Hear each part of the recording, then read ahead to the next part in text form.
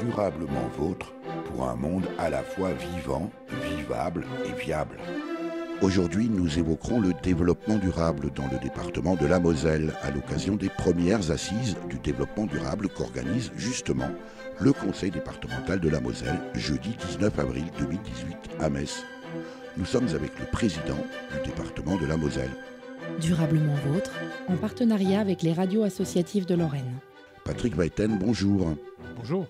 Patrick Weiten, merci de nous recevoir dans votre bureau au Conseil départemental de la Moselle. Les premières assises du développement durable, pourquoi faire ? Développement durable, c'est à la fois l'action sociale, la démarche écologique au service du développement économique. Donc c'est tout cela. C'est en définitive les compétences du département, du conseil départemental, appliquées au territoire dans toute sa dimension, en prenant en compte la situation, la résidence, le travail, en définitive le cadre de fonctionnement, d'emploi et de vie de nos concitoyens. Mais des assises ? Les assises, c'est essayer de réfléchir ensemble. Comment nous pouvons être meilleurs dans toutes ces politiques publiques. Elles évoluent de par la loi NOTRe, de par les compétences qui s'éclatent, de par la nécessité que le département reste l'un des pivots de la politique publique de proximité, à la fois dans l'action sociale, le développement économique et très naturellement replacé dans l'environnement et de la politique écologique. Alors des assises auxquelles aurait sans doute apprécié de participer cet autre Mosellan. Ce qui m'intéresse, c'est de faire progresser pour le futur ces grandes valeurs auxquelles je suis attaché, qui est la solidarité, qui est la spiritualité, religieuse ou non, bien sûr, qui est aussi la coopération, qui serait, parce qu'on n'y est pas encore, qui serait, qui donc sera, parce que c'est l'utopie, mais c'est une utopie qui se réalisera, tout à fait nécessaire pour le futur. La terre, elle nous nourrit. La terre, elle nous guérit de nos maladies. La terre nous donne le bois, nous donne les médicaments. La terre nous donne tout. Donc nous devons être respectueux de la terre. On aura reconnu la voix du professeur Jean-Marie Pelt, fondateur et président de l'Institut européen d'écologie à Metz, botaniste, pharmacien, auteur d'une 50aine d'ouvrages sur la nature et l'écologie, et conteur hors pair qui nous a quittés le 23 décembre 2015. Extrait du documentaire Jean-Marie Pelt, le jardinier du bon Dieu de Patrick Bossot, coproduit par Nomade TV et France Télévisions avec la participation de Mirabel TV. Jean-Marie Pelt a beaucoup contribué à la prise de conscience écologique en Moselle, mais pas seulement, Patrick Weiten. Oui, c'était un écologiste urbain, premier adjoint au maire de Metz, donc il avait donné une dimension écologique à cette ville et il avait été visionnaire. Jean-Marie était un ami, je l'ai accompagné à sa dernière demeure au mois de décembre à Rodemack, sa ville de naissance. Et effectivement, nous avons partagé certaines réflexions sur la place des institutions et des territoires dans la politique de proximité. Et il avait une vision, il avait une véritable vision à la fois des valeurs, et ses valeurs personnelles, ses valeurs sentimentales, mais il avait également des grandes valeurs écologiques au service de tous, et il savait dire les choses, il savait s'imposer, il savait imposer sa vision, et pour nous c'était une richesse de l'avoir à nos côtés. Visionnaire, mais pas forcément parfaitement compris, en tout cas à ses débuts.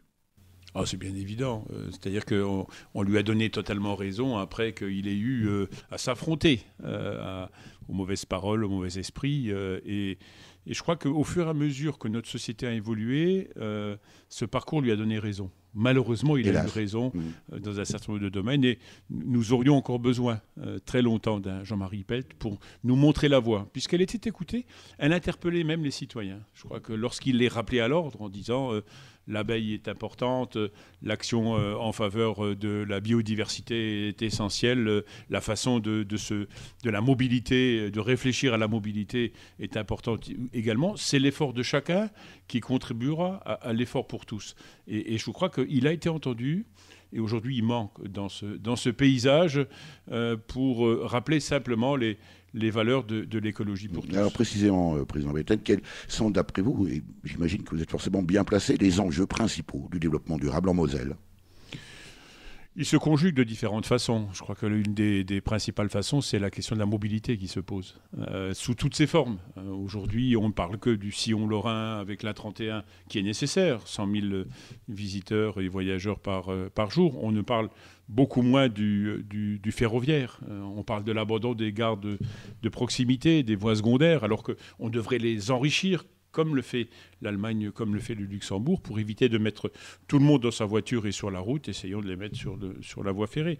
Donc cette question de la mobilité en transport collectif, là aussi où nous avons de gros efforts à faire, non pas pour aller chercher uniquement là où il y a des usagers, mais aller chercher le citoyen, parce que nous avons besoin d'un aménagement équilibré du territoire. Et je crois que la mobilité fait partie. Est-ce qu'on va dans ce sens aujourd'hui ? Pas forcément uniquement en Moselle, mais on va dire, est-ce que c'est la tendance quasi mondiale ? Non, pas du tout. On ne réfléchit que de façon économique. C'est-à-dire qu'on va développer du transport collectif que là où il est rentable. C'est-à-dire où il y a une densité de population. Ce qui veut dire qu'il va y avoir la rupture générée par la mobilité entre l'urbain et le rural. Ce qui va être dramatique pour le rural. Alors nous avons la chance de développer des infrastructures numériques pour raccourcir les distances. Mais malgré tout, je crois qu'on n'a pas conscience aujourd'hui que dans ce grand débat, par exemple concernant la SNCF, on se dit on va fermer les lignes secondaires parce qu'elles coûtent de trop. Quel est le coût ? Le coût, il est écologique, le coût, il est économique, le coût, il est financier. Est-ce qu'on ne confond pas économie et finance, finalement ? Si. C'est-à-dire que le problème aujourd'hui, le grand problème qui se pose, c'est qui paye l'infrastructure, qui paye le transport ? C'est l'usager ou c'est le contribuable ?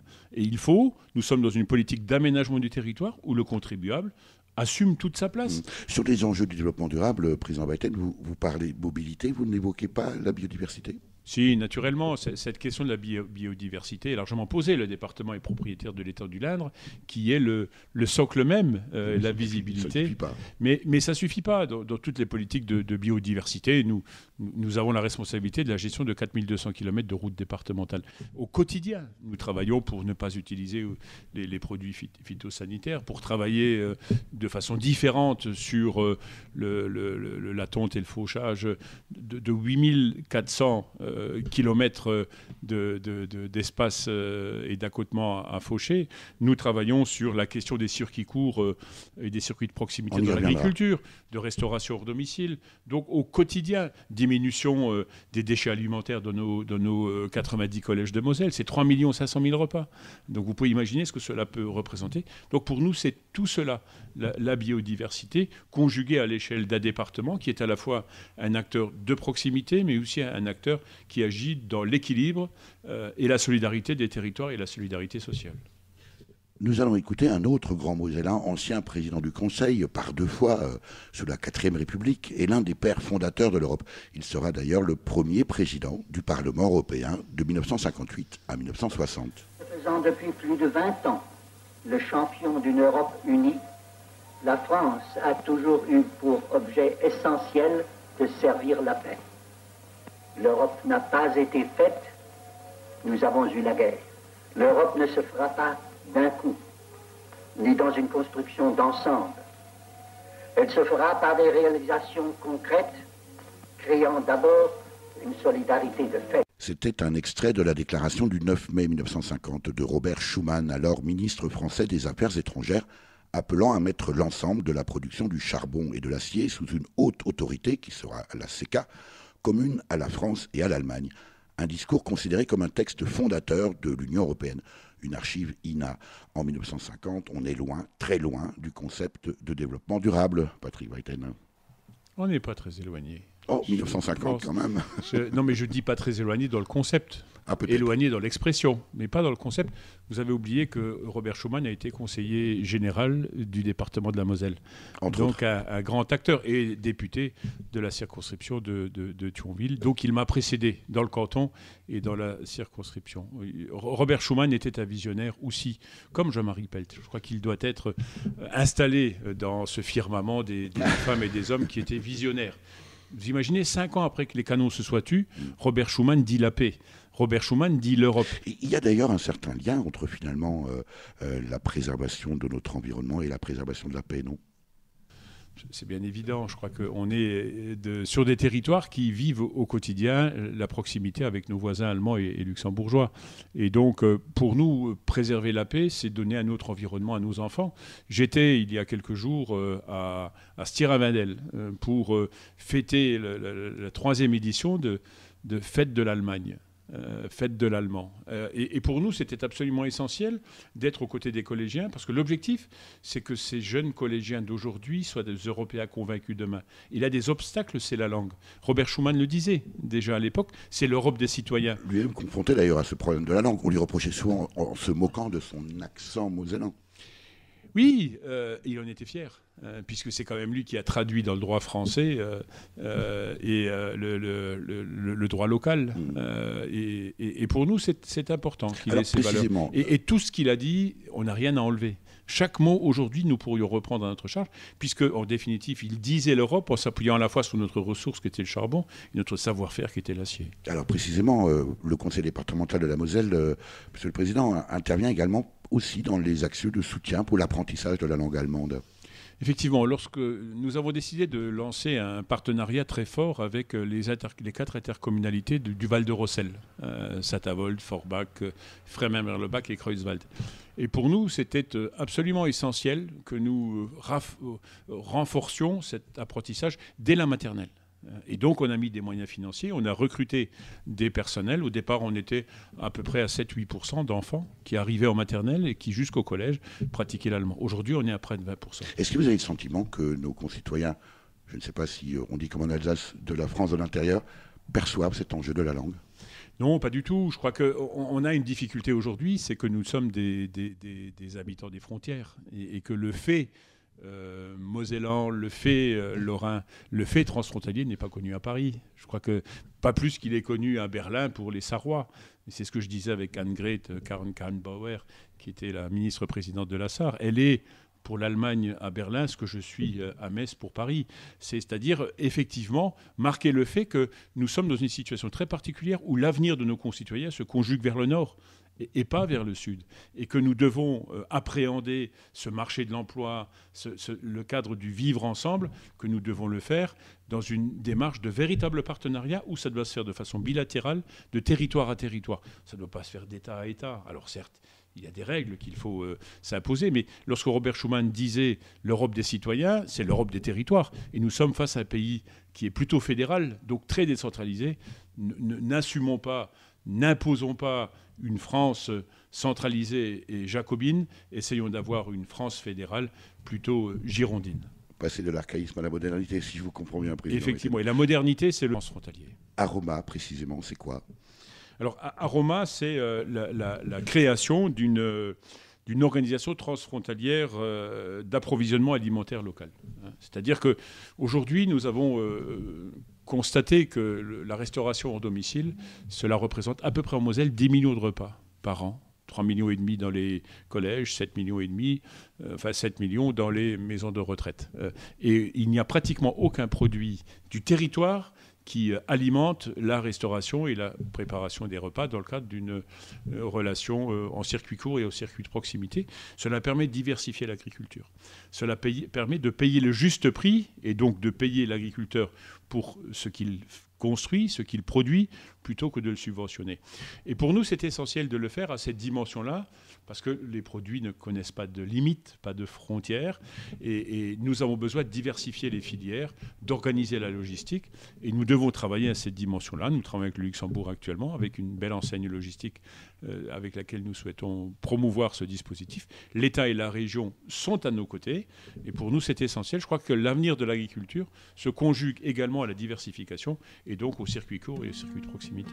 D'autant que le temps presse. Le temps passe, le temps presse, on fait tout à toute vitesse, sans penser, sans réfléchir, pour faire, pour agir, on s'emballe, on s'agit, au plus simple et au plus vite, pour parer au plus pressé, au mépris des vrais dangers, au bazar de l'éphémère, on vend tout et son contraire, vite fait, mal fait, la rançon de l'à peu près, jusqu'au jour de la facture, au réveil de l'imposture, on comprend mais un peu tard qu'on sait bien laisser avoir. On s'entasse, on se presse sur les routes à grande vitesse où on rêve en haut débit, aux mêmes envies. On convoite, on achète, on consomme et puis on jette, pris dans des pièges à souris, aux faux airs de paradis. Défenseurs de la nature, on se perd en conjecture. Tout est bio, tout est bien, pour de faux mais ça fait rien. On est vert, on est sage, on est surtout vert de rage. Aujourd'hui l'humanité perd sa vie à la gagner. On piétine, on s'enfonce, submergé des faits d'annonce, englouti sous les sondages, le son, l'image. Il faut occuper l'espace, être premier de la classe, l'emporter sur le poteau, tricher s'il le faut, promulguer en toute hâte des mesures de carton-pâte, prises à tort et à travers pour brasser des courants d'air. Cependant qu'avec ivresse on imprime et on compresse la Joconde et la Tosca en JPEG, en MP3. Durablement vôtre, Éric Mutschler. On est tous sur la toile, à cliquer vers les étoiles. Sur Vénus et pour Citer, faut changer à Jupiter. Le temps passe, le temps presse de réduire notre vitesse. Au hasard des radars, regagnons nos points d'espoir. Alto stress à la fin, on n'a plus le temps de rien. Soyons bien, soyons fous, regardons autour de nous. Alto stress à la fin, on n'a plus le temps de rien. Soyons bien, soyons fous, et prenons le temps de tout. Nous sommes toujours avec Patrick Weiten, président du conseil départemental de la Moselle, dans son bureau à l'occasion des premières assises du développement durable qu'il organise à Metz le 19 avril 2018. À bien écouter cette chanson, Le temps presse d'Yves Duteil, elle est parue sur l'album Flagrant délice, sorti en 2012. Cette chanson dénonce d'une certaine manière l'inefficacité du politique face aux enjeux, non, Patrick Weiten? Oui, surtout lui, il sait de quoi il parle. Il a été maire et responsable d'une intercommunalité, donc il était plongé dans la réalité. À la source. Et il était plongé dans la responsabilité. En plus, il a des origines mosellanes. Et Yves est un ami, puisque sa maman est originaire de Putelorge-au-Lac, près de Sarreguemines. Et c'est un homme charmant. Et au-delà de cette chanson-là, il y a également prendre un enfant par la main. Je crois que c'est le symbole, c'est-à-dire donner à l'enfant la capacité d'évoluer dans un monde meilleur. Et c'est vrai que le temps presse, puisqu'on a été très loin aujourd'hui dans la consommation de notre environnement et de nos espaces que l'on va confier, parce que c'est ça l'objectif, c'est de savoir quel est l'état des lieux que l'on va confier à ceux qui vont nous succéder. En même temps, Patrick Weiten, ça c'est un discours. Est-ce que les acteurs, vous citiez tout à l'heure, vous parliez tout à l'heure d'économie, est-ce que les acteurs économiques sont prêts aujourd'hui à ce changement de paradigme? On a quand même fondé le développement économique de la France, notamment depuis l'après-guerre. On est toujours sur cette image, cette représentation des 30 Glorieuses. C'est un changement radical. Vous parliez tout à l'heure de restauration hors domicile et de restauration de proximité. Est-ce que les Mosellanes et les Mosellans sont prêts à ce changement ? Oui, je le pense, très honnêtement. Et plus encore les générations qui nous succèdent et les jeunes qui ont conscience aujourd'hui qu'on ne pourra plus, aujourd'hui ni demain, consommer comme on a consommé hier. On ne pourra plus évoluer comme on a évolué hier. Et je pense, je suis intimement convaincu que chaque élu, chaque politique, comme l'on dit communément, est attentif à ces questions de développement durable. Dans la mobilité, les véhicules électriques, dans l'action en direction de la restauration, je l'ai dit tout à l'heure, sur la restauration hors domicile, sur la diminution des déchets alimentaires, de ce gaspillage qui est insupportable dans la production, dans la façon d'aborder l'environnement en général, et en particulier ces espaces naturels qui doivent être préservés. C'est la question des schémas de cohérence territoriale où la surutilisation des espaces agricoles est un drame. Il faut aller vers une densité plus urbaine. Vous avez bien sûr entendu parler du dernier rapport qui vient d'être publié il y a quelques jours de la plateforme internationale des experts, l'équivalent du GIEC pour la biodiversité. 40% à 45% de la biodiversité mondiale est en train de s'effondrer.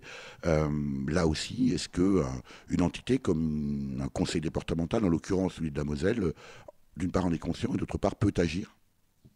Alors conscient, naturellement, on l'est tous. Je crois que c'est la responsabilité de chaque citoyen, quelle que soit la... Moi, je ne suis pas aussi optimiste que vous. Je pense que si on est élu, on doit avoir un minimum d'optimisme. Parce que sinon, effectivement, on considérera que tout est fatalité. Et je pense pas, là, je ne crois pas à la fatalité. Je crois qu'il est important que l'homme réagisse. Cela se fait. Il faut regarder de quelle façon l'Europe aujourd'hui impose légitimement un certain nombre de règles, de contraintes liées à la préservation de l'environnement. Je crois qu'on évolue, chaque concitoyen est attentif, les médias ont joué un rôle important et montrent du doigt ce qui ne fonctionne pas. Et nous, élus, à notre place, quelle que soit la place, le maire est attentif.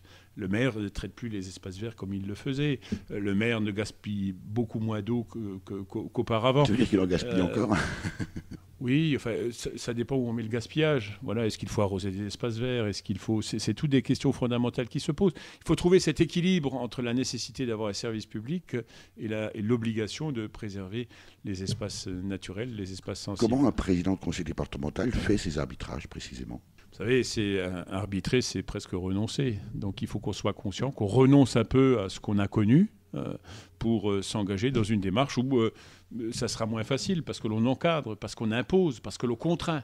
Et ça, il faut que nos concitoyens le comprennent. C'est-à-dire que quand on contraint à mettre en place des transports collectifs et qu'on demande à nos usagers plutôt d'utiliser le transport collectif, quand on met en place le covoiturage pour éviter qu'une voiture roule, plus de 70% des véhicules qui sont sur la 31, il y a une seule personne à leur bord. Donc on travaille sur le covoiturage. On travaille sur une façon différente d'aborder le transport collectif. Et en même temps, vous signaliez tout à l'heure cette incohérence entre la politique nationale de suppression, par exemple, des petites lignes et votre souhait, au contraire, d'une mobilité plus proche des concitoyens. Oui, enfin, je pense qu'il faut qu'on ait une mobilité propre.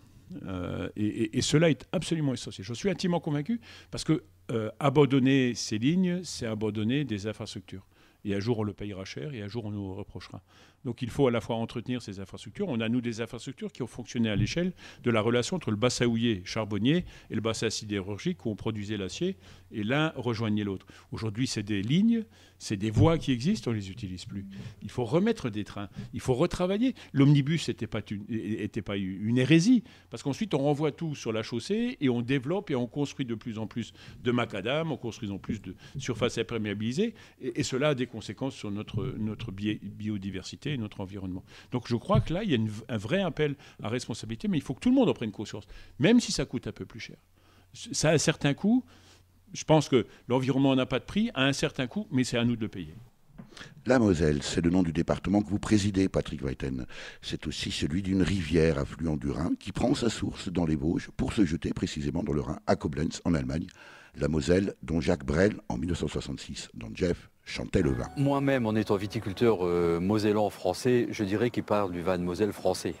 Mais bon, en réalité, je dirais qu'il parle du vin de Moselle qui se situe sur le cours d'eau de la Moselle. Le cours d'eau de la Moselle, c'est du vin luxembourgeois, du vin allemand et du vin français, enfin du vin mosellan. Vignoble allemand avec le secteur de Rhénanie-Palatinat, je veux dire secteur de Trèves. À côté de ça, je veux dire, il y a le vin Moselle luxembourgeois qui prend le relais, et le vin de Moselle allemand de la Sarre, Moselwein, et ensuite le vin de Moselle français, enfin là où c'est Moselle. Et cette route des vins, en fait, de terroir Moselle, se termine dans les côtes de Toul avec les vins du Toulois. C'était Jean-Marie Leisen, le président du syndicat des viticulteurs de Moselle, extrait d'un documentaire réalisé par Corinne Toussaint et coproduit, là encore, par Nomad TV et France Télévisions avec la participation de Mirabel TV. La nature produit de bonnes choses en Moselle, Patrick Weiten. Oui, on a déjà nos espaces agricoles, on a des espaces tournés vers la biodiversité, une pisciculture, l'étendue l'Indre sur lequel on a une écloserie, c'est-à-dire qu'on produit véritablement la matière à développer cette pisciculture. On est attentif avec une zone Natura 2000, et puis naturellement on a notre viticulture. C'est le prestige. C'est au-delà de rappeler l'histoire, puisque la Moselle avait un vignoble qui était plus important que l'Alsace à cette époque-là. C'est dire. Et c'était au début du 19e siècle, du 20e siècle, pardon. Et le problème, c'est qu'ensuite, on a eu la maladie qui s'est abattue sur notre vignoble. Et puis, on n'a pas réussi à s'en relever. Les conflits successifs ont fait qu'on a eu des façons différentes d'aborder la viticulture, de 1870 à 1918, et de nouveau de 39 à 45. Il a fallu se relever. Et aujourd'hui, des viticulteurs se sont pris en main avec l'objectif d'avoir du vin de qualité. Et nous avons, depuis 2011, un AOC Moselle. C'est-à-dire que nous courons dans la cour des grands vins de France. Et chaque année, je reviens du Salon de l'Agriculture avec un certain nombre de prix. Cette année, une médaille d'or, 3 médailles de bronze. Et chaque année, c'est le cas. Donc on évolue. La question qui se pose et la difficulté que nous avons, c'est d'étendre le vignoble, qui est beaucoup trop petit, 70 hectares. Nous avons du vin de qualité, nous avons une vraie demande. Nous ne savons pas aller jusqu'au niveau de l'offre aujourd'hui. Il faudrait presque doubler, voire tripler. La difficulté, c'est de se réapproprier ces terrains sur lesquels résidait le vignoble mosellan au début du XXe siècle. On dit d'ailleurs que Mozart appréciait également le vin de Moselle, mais on ne sait pas si c'est le vin de Moselle pour le coup français ou, comme le disait l'intervenant dans l'extrait que nous venons d'entendre, du vin de Moselle du côté allemand, mais on va dire que c'est forcément du côté français. Patrick Weiten, la gestion des espaces verts, vous le disiez aussi, est un élément important à prendre en compte ici au département de la Moselle.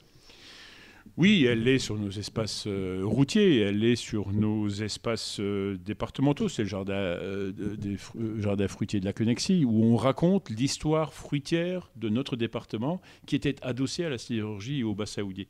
C'est-à-dire qu'il y avait chaque Mosellan qui avait son petit jardin, qui avait son petit verger où il cultivait. Donc c'est rappelé. La Connexie, c'est plusieurs centaines de variétés de pommes qui sont encore produites sous l'autorité et la responsabilité du département. C'est également des sites labellisés où nous allons signer une convention avec la LPO pour développer les ressources ornithologiques. C'est Malbrook, c'est Blisbruck, c'est les jardins très particuliers de boulets autour de la maison.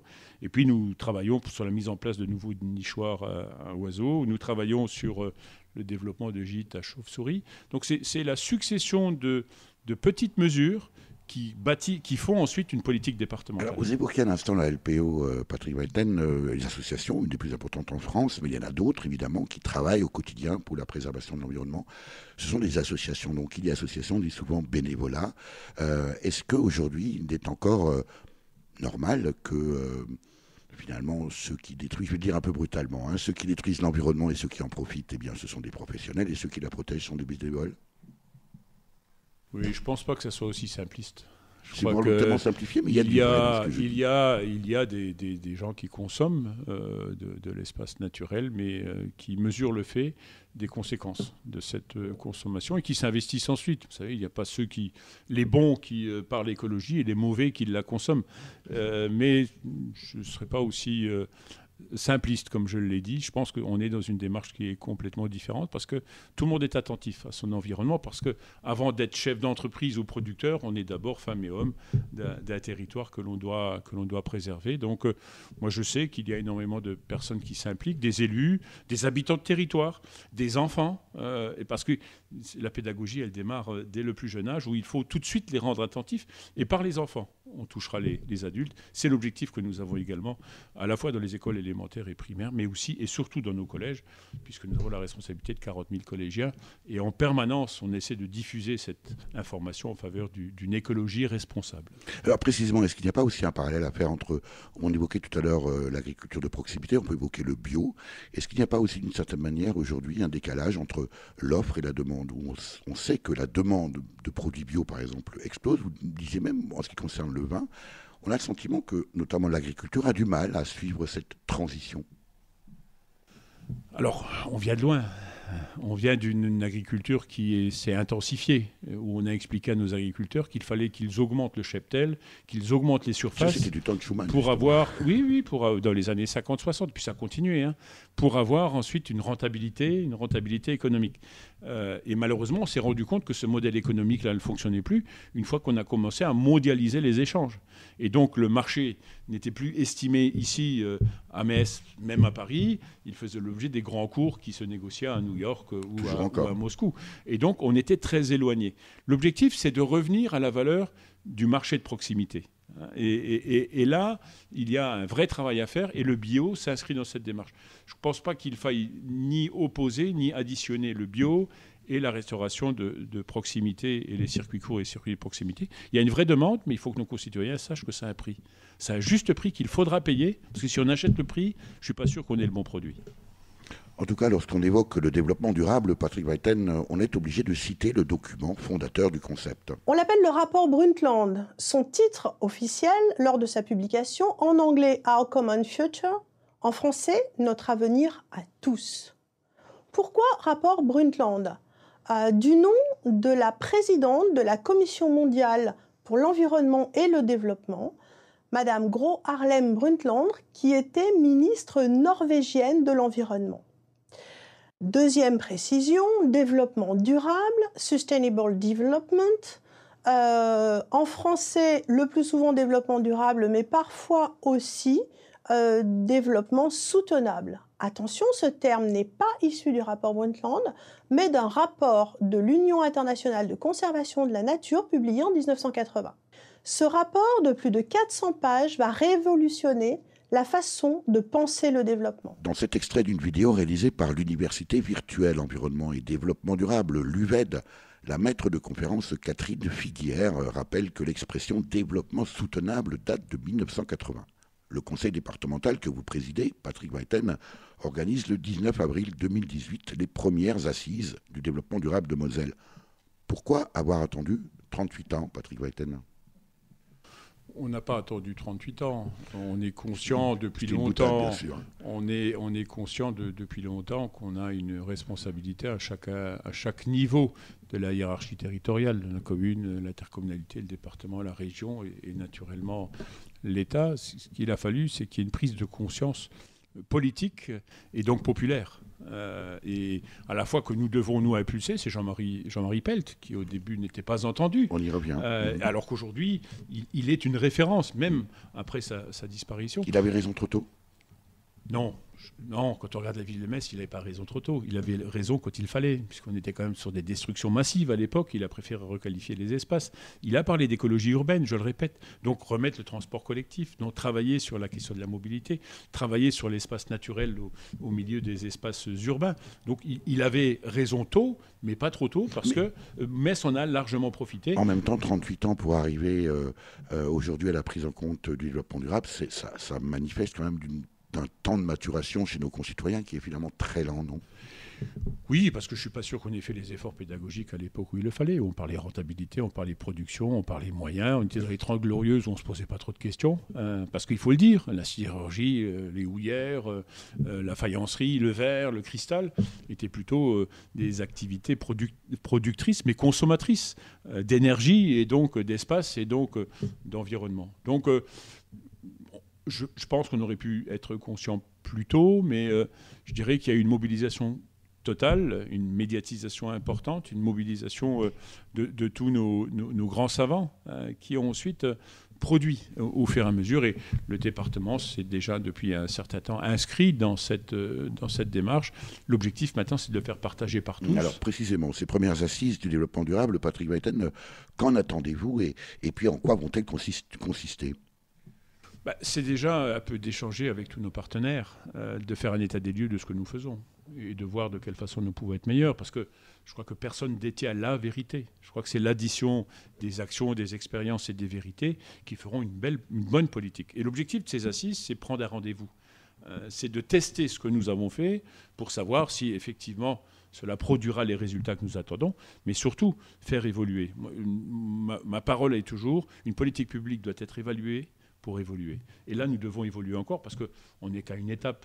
Je ne considère pas que nous sommes les meilleurs et qu'il n'y a plus rien à faire. Il y a encore énormément de choses à faire et ces assises nous permettent à la fois de fixer un constat, un diagnostic, mais surtout d'ériger de nouvelles stratégies et de les développer et de les déployer à l'échelle du territoire départemental, en relation avec les fonctionnaires et les services, en relation avec les partenaires que sont les communes et les intercommunalités, où nous pouvons agir financièrement, mais nous pouvons également impulser une dynamique en matière de développement durable. Est-ce qu'on aurait pu imaginer, Patrick Weiten, de telles assises il y a quelques années encore, en tout cas en Moselle ? Oui, mais je ne suis pas sûr qu'on aurait été nombreux. Je prends un seul exemple, c'est que nous avions été à l'initiative du développement de l'électromobilité, qui crée débat d'ailleurs, puisque ensuite on nous pose la question d'où provient l'électricité. Mais voilà, la question ensuite, c'est le cercle qui doit être vertueux. Et nous étions les seuls au départ à développer l'électromobilité. Moi, dans une ancienne activité de maire, j'ai été l'un des premiers à acheter 2 Peugeot électriques. Je les cite, excusez-moi. On nous a dit, mais n'achète pas ça, ça coûte très cher, la batterie n'est pas bonne, le service après-vente n'était pas adapté. Aujourd'hui, on développe énormément l'électromobilité. On s'était inscrit dans cette démarche. On a créé le premier rallye transfrontalier des véhicules électriques, ça s'appelait REV. Voilà un exemple sur lequel on a évolué. Nous avons à le reprendre à une autre échelle en partenariat avec la région. Mais voilà un exemple sur lequel nous sommes partis très tôt, quelquefois seuls. On n'a pas été très entendus au départ, mais aujourd'hui, on ne peut pas imaginer la mobilité sans parler d'électromobilité, sans parler de ces véhicules soit hybrides, soit totalement électriques, où la technologie a fait d'énormes efforts pour aujourd'hui surmonter ces contraintes et ces critiques qui disent « mais il n'y a pas beaucoup d'autonomie ». On évolue de façon considérable. Et moi, je crois beaucoup aux véhicules électriques. D'ailleurs, il y aura la production ici de quelques véhicules électriques. La Smart en Moselle, la Smart électrique est produite totalement sur le site de Hambach en Moselle. Donc c'est un exemple sur lequel nous étions un peu visionnaires. Patrick Weiten, plus écolo que les écolos ?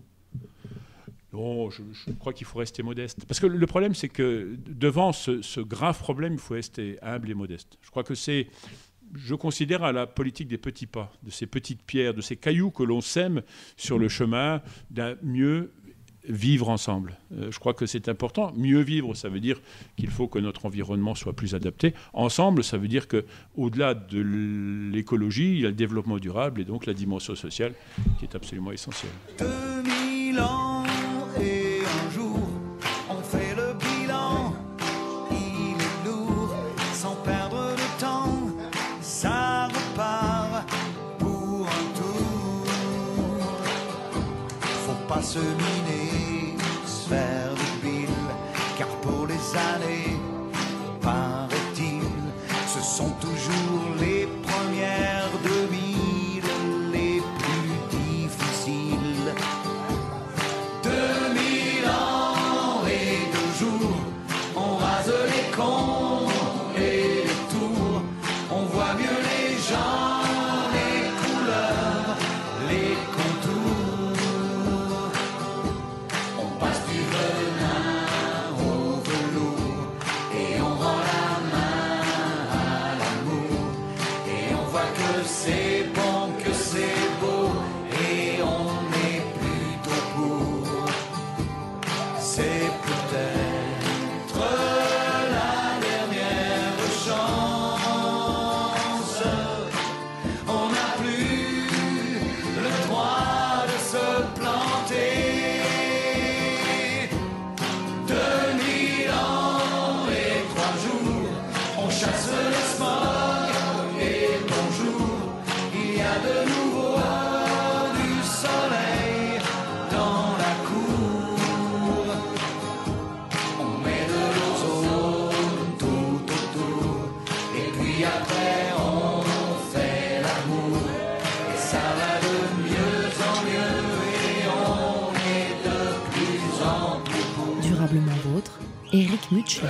2000 ans, 4 jours, fini Marignan, perd l'arbour, on jette les flammes et le fric n'a plus cours. On a fait la peau au tambour, l'humeur de l'humain, c'est l'humour, et n'importe quand, n'importe où, n'importe qui fait l'amour. C'est peut-être Michel Fugain, 2000 ans et un jour, paru sur l'album De l'air, sorti en 1998. Pourquoi Michel Fugain, Patrick Weiten ? Déjà Michel Fugain, qui est un ami de la Moselle, qu'on a reçu au Jardin de la Connexie à plusieurs reprises. J'ai d'ailleurs, à l'occasion du moment où on partageait les vœux en début d'année avec le personnel départemental, j'ai accueilli Michel Fugain. Il y a eu un moment important, c'est lorsqu'il a chanté le Chiffon rouge. Vous savez, nous, sur notre territoire, le Chiffon rouge, il l'a chanté a cappella. Je vous assure, j'en ai gardé un souvenir inoubliable, sachant qu'au départ, ce n'était pas un chant révolutionnaire. Il est devenu un peu après. Mais au départ, c'était un chant associatif, un chant de rassemblement. C'est une commande, me semble-t-il, du maire du Havre. Voilà, c'est ça. Mais il n'était pas révolutionnaire.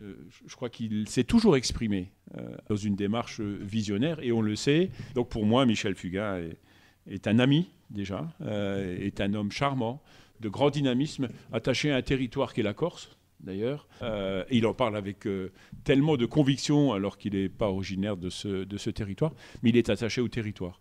Je pense que dans ces grandes politiques nationales, avoir quelqu'un qui parle territoire, comme il sait le faire, pour nous, c'est un peu cet ambassadeur dont nous avons besoin. Vous avez été membre fondateur de l'UDI en 2012, Patrick Weiten, l'Union des démocrates et indépendants. Vous avez été député de Moselle, premier président de la région qui ne s'appelle alors pas encore Grand Est, et je passe sur d'autres fonctions, vous l'avez rappelé, vous avez été maire de Yutz. Vous êtes touché à plusieurs reprises par le cumul des mandats.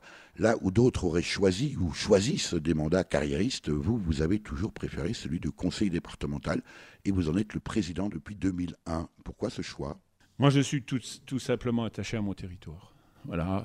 Alors, le territoire était municipal d'abord. Moi, généralement, j'ai été sportif dans le temps et je mouillais le maillot, mon maillot. J'étais attaché au maillot. Le premier maillot, ça a été celui de ma commune, dans laquelle je suis né. Mon épouse est née, mes enfants ont grandi. J'ai été fonctionnaire territorial. Et donc, après, j'ai voulu effectivement rentrer en politique pour agir, en disant il y a deux façons. Soit on critique, on reste dehors, soit on agit, on prend possession de cette responsabilité, ce que j'ai fait depuis 1995. Et puis ensuite, chemin faisant, j'ai considéré qu'il fallait que mon territoire soit représenté au niveau du département. Il y a quelques jours, j'ai fêté le 20e anniversaire de mon entrée ici au département et j'ai pris la présidence de la communauté d'agglomération.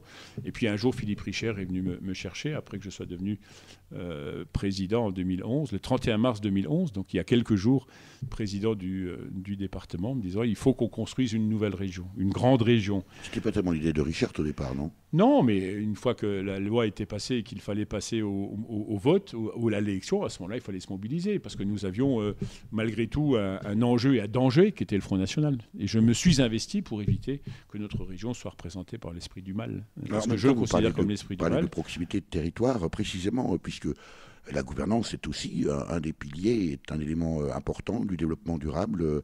Patrick Weiten, votre sentiment sur précisément cette entité Grand Est ?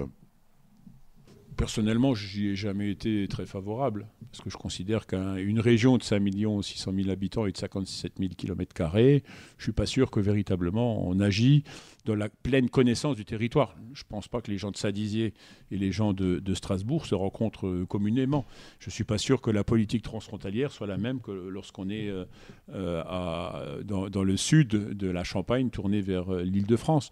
Donc je pense que ça devait répondre à des habitudes de vie. Donc aujourd'hui, on essaye artificiellement de mettre en place une vraie stratégie. Je pense qu'il faudra au moins une génération pour faire comprendre ces grandes régions. On parle des Hauts-de-France, on parle du Grand Est, on n'a plus de référence. Je pense que nos habitants ont besoin d'un repère, d'une identité. Et ce n'est pas un gros mot dans ma bouche. La commune est une identité, le département doit être une identité. Je pense que nous sommes Mosellans d'abord. Et nous assumons totalement la responsabilité de notre histoire. Est-ce que le Grand Est peut être une identité ? Écoutez, pour l'instant, ce n'est pas le cas, à tel point même que si vous cherchez le nom des habitants du Grand Est, vous aurez peut-être un peu de mal. Mais je crois qu'on doit passer à une dimension différente. C'est-à-dire qu'il faut que les 10 départements constituent le Grand Est. C'est ce à quoi je travaille, parce que je suis responsable, animateur et président du club, de la conférence des 10 présidents du département du Grand Est, parce que c'est à nous à armer maintenant notre région, parce que la région est rentrée en compétition des régions de France. Est-ce qu'on peut imaginer que des départements comme l'Alsace, par exemple, ou la Moselle, pourquoi pas, sortent du Grand Est ? Non, je crois que ça serait une mauvaise chose. Vous imaginez, l'Alsace sort et nous nous retrouvons la Lorraine avec la Champagne-Ardenne. Je crois que c'est pas ça l'enjeu. Alors que nous partageons avec l'Alsace le droit local. Nous partageons toute une partie de l'histoire qui était importante. Donc aujourd'hui, la loi existe. Nous devons nous soumettre à la loi et nous sommes des responsables républicains. À nous de faire au mieux pour que cette région profite à chacun des habitants du Grand Est. L'invité de Durablement Vôtre, coup de gueule ou coup de cœur ?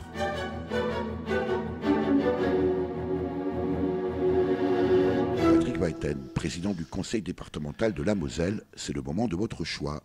On écoute. On demande à l'État de prendre en charge la totalité de l'évaluation, puisque tant qu'ils ne sont pas évalués, on ne sait pas qu'ils sont des mineurs, donc ils ne rentrent pas dans l'aide sociale à l'enfance. Et ensuite, d'aider financièrement fortement les départements, parce que cette dépense pèse lourdement sur l'aide sociale à l'enfance. Deuxième dossier que j'aborderai avec le Premier ministre et mes collègues de l'ADF le 6 mars, les allocations individuelles de solidarité. Vous avez suivi nos congrès, c'est le problème majeur des départements. Grosso modo, nous payons le RSA pour les personnes en difficulté, l'APA pour les personnes âgées, et nous payons la prestation de compensation du handicap.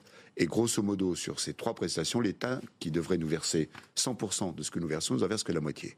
Donc nous demandons à l'État de reprendre le plus possible de financement, si possible. Est-ce que les choses ont avancé là-dessus depuis votre dernier congrès? Écoutez, nous discutons avec l'État. Il y a des présidents de département qui mènent des négociations au nom de l'ADF, et à nos collaborateurs qui travaillent avec le cabinet ministériel, et nous attendons des réponses du Premier ministre le 6 mars. Le propos de Dominique Bussereau, président de l'Assemblée des départements de France, invité de l'émission Territoire d'Info, présenté par Cyril Viguier sur la chaîne de télé Public Sénat le 21 février 2018.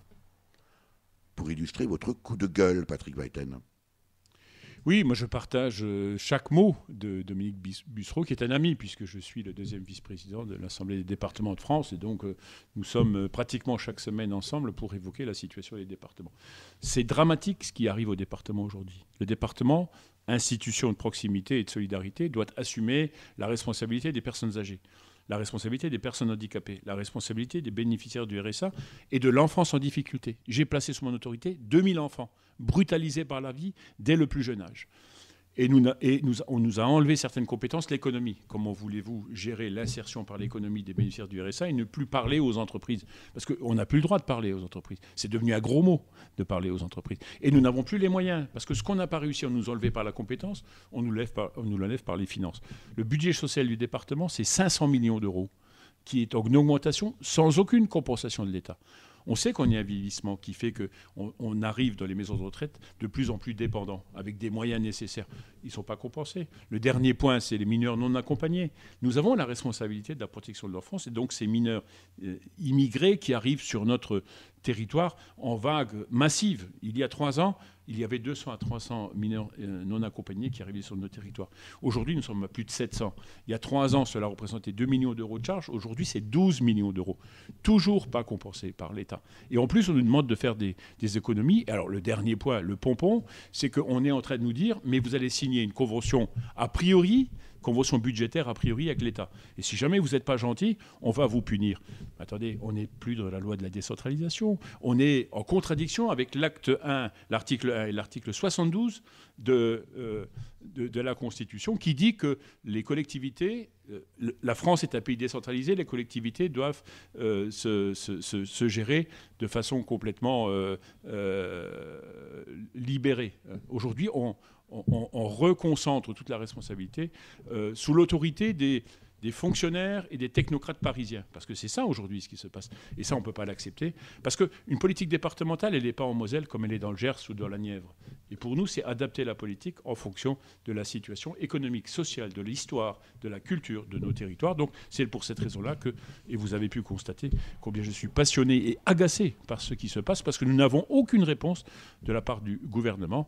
Et nous devons faire des économies. Faire des économies, c'est diminuer l'investissement, alors que nous représentons 70% de l'investissement en France et que nous représentons que 10% de la dette. Et les économies qu'on nous demande à nous, l'État ne la fait pas. C'est quoi, Patrick Weiten, le constat que vous faites? C'est une forme de déliquescence de l'État? Non, au contraire, c'est un recentrage de l'État. C'est-à-dire que déliquescence, c'est en réaction précisément. Moi, je pense et je vois aujourd'hui qu'on n'a pas une véritable politique des territoires de France.